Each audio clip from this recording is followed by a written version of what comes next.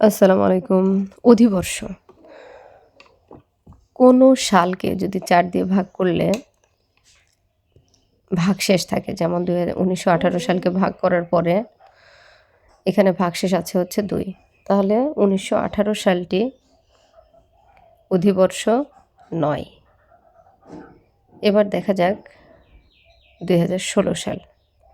এখানে আমরা দেখতে পাচ্ছি ২০১৬ সালকে যদি ৪ দিয়ে ভাগ করা হয় তাহলে ভাগফল পাওয়া যাচ্ছে ৫০৪ এবং এখানে ভাগশেষ ০। সুতরাং ২০১৬ সালটি অবশ্যই অধিবর্ষ। তাহলে আমরা কি শিখলাম? যে সকল সালগুলোকে ৪ দিয়ে ভাগ করলে ভাগশেষ থাকে সেটা হচ্ছে অধিবর্ষ নয়, এবং যে সালগুলোকে ৪ দিয়ে ভাগ করলে কোনো ভাগশেষ থাকে না, ভাগশেষ ০, সেই সালটি অবশ্যই অধিবর্ষ।